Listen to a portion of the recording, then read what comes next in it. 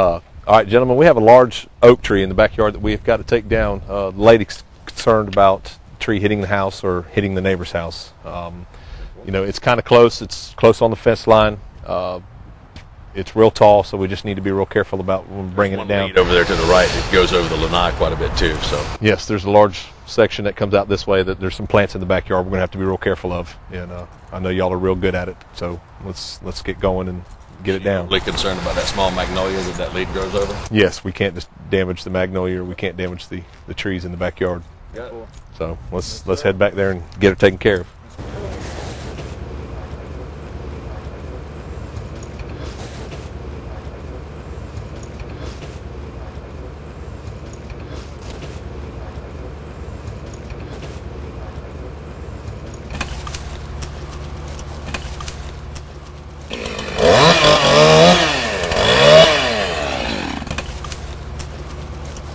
So the first job of work here, Rick, is to clear his path so we can get up the tree, right? Yes, sir. You Yeah. got to be able to get to the top to tie in Uh-huh. to actually even be able to start the work. Is this a pretty typical job, would you say? Yes, it is. Okay.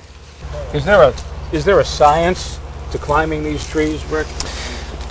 It's almost a trained profession. You literally have to do a lot of on-the-job training, trial and error.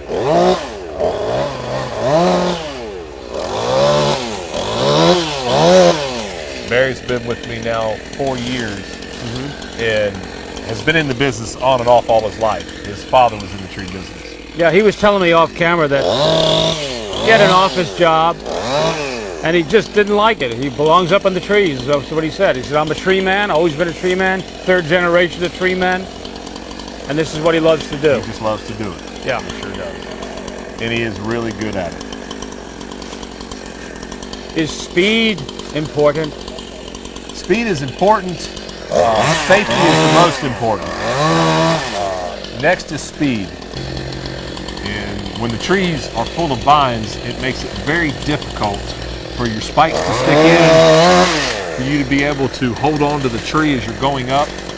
We know what the end game is here. Barry's going to climb up to the top of that tree,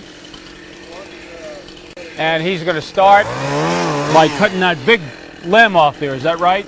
Yes, Is that sir. the first thing that's going to happen? He's going to set a rope up in the very top, Okay. and he's going to come down to this big limb that comes out over the screen enclosure. Okay. And usually once we get set in and get everything set, the rope set, we'll start from the lower limbs and work our way up Okay. until we get to the top. I see. So he's going to come back down again. He's going to come back down again, and he's going to get set up on this branch that goes out over the back of the house. Right. And we're going to piece that section out first.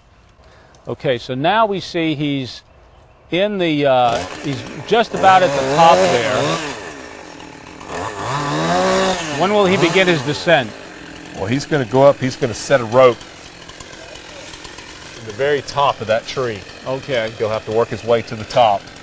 And we'll set what we call our bull rope in the top of that tree. And then he'll come back down, and then he'll climb out that back branch. That I have Now, met is he in my going to go all the profession way? that have actually climbed trees. Is he going to go all the way to the work top ground, there? But not very many. He's going to go All the way to the tippy top? To the tippy top to set a rope. Okay. And you call that the bull rope? That's the bull rope. And what does that mean exactly? That's the rope that you will tie off these other branches, the lower limbs and the wood, to lower down. I see. The rope that is connected to him now is his climbing line. Right. That's what he will tie in to a different branch so he can secure himself. And then he will also set another rope, what we call the bull rope.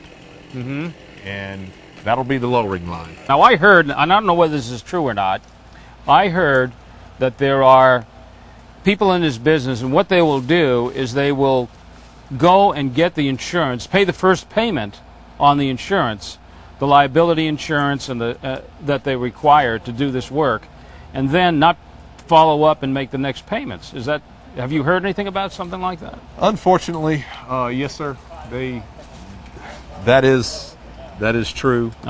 It does happen. That is why it is so important to check the actual insurance and to call the insurance company to make sure that they have the valid coverage. So what you're saying is that when somebody calls a tree service, one of the first questions you want to ask is, are you insured?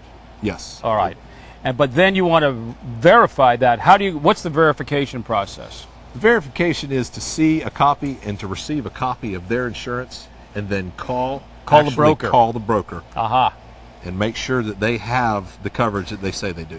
And why do I care about that as the homeowner? What's the reason why I care about that? Well, to say if this big top falls and hits this house and crushes it, You're talking about my house now. your house. That's if this right. was your house in this big section that we're in, that we're going to remove, Right.